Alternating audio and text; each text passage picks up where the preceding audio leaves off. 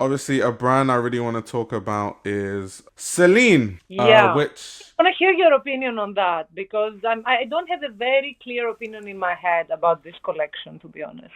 right. I think so with Michael Ryder and Celine. I think actually the first one for me to put up should be his debut collection because I think that really tells the story correctly. This collection.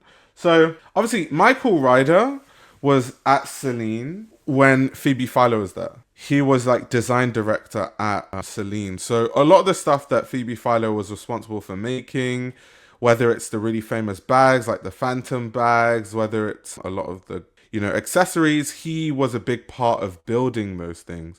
So I Hmm. think in coming back to Celine, it was almost like him reclaiming his own signatures and really bringing back a lot of those Phoebe Philo things. Like we got the Phantom bags back. We're seeing he's made tote bags that they're calling the flat Kabal, which is kind of like that same sort of thing.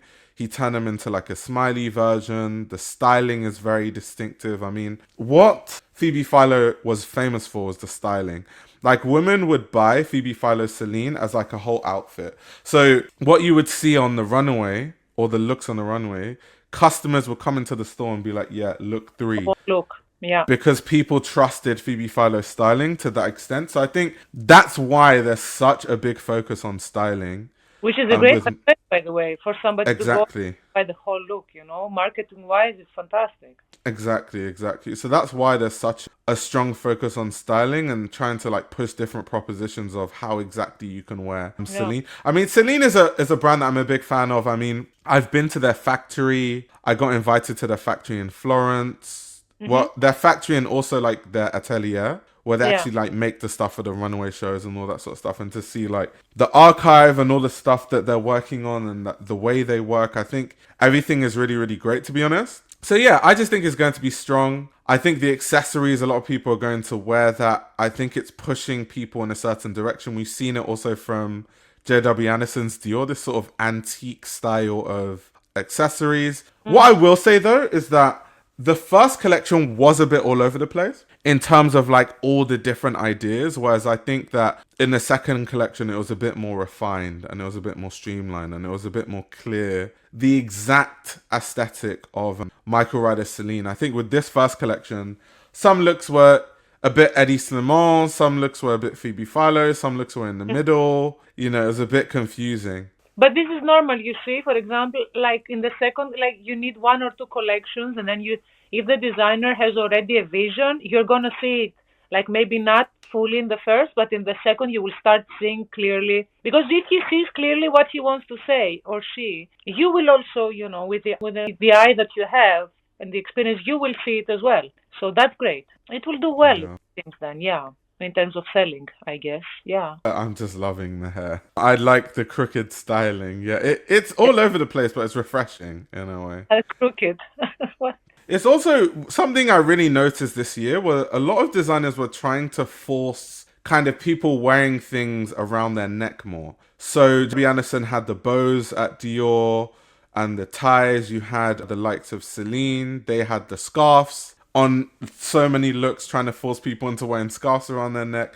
So across a lot of collections, I did see a lot of brands trying to, push different kinds of accessories. I think they've realized that they've pushed sunglasses, belts, and footwear into the ground, and now they're just trying to use styling to, push people to buy different kinds of accessories. Yeah, it would Luke, be that's good. subliminal messaging. They want us to hang ourselves. Oh my god. Luke is such a savage. Oh my god, that's so funny. But yeah, I have found it funny with Michael Ryder Celine though. A lot of like Phoebe Philo fans, which once again, this goes back to like why I'm always crashing out about the row. People claim that they're Phoebe Philo fans, and then Mm. they hop on the internet and say that Michael Ryder is just copying Phoebe Philo Celine, and it's like you're a fan of Phoebe Philo and you don't even know that Michael Ryder was an important part of Phoebe Philo's team when she was at Celine. It's like, so how are you a fan of Phoebe Philo then? It's like people that say I'm a fan of the row and then they don't even know like where their inspirations come from, like Yoji Yamamoto. I don't know, maybe because like when I say I'm a fan of a brand, like I say I'm a fan of Andromeda Meister, for example.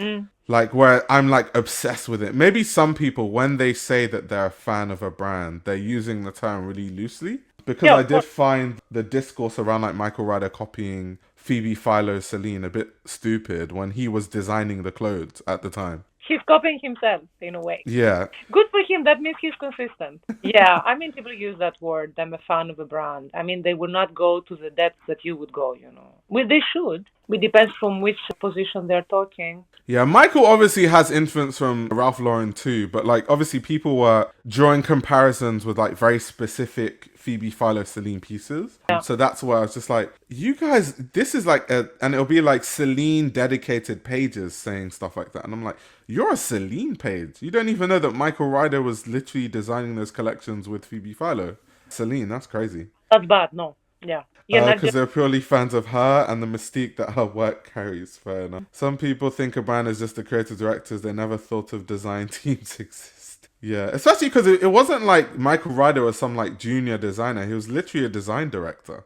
Like he was a super important part. If he was just like some intern, it would be if he was interning at Celine, it would be different. Yes, of course. Yeah. Yeah, it can be a bit performative in a sense.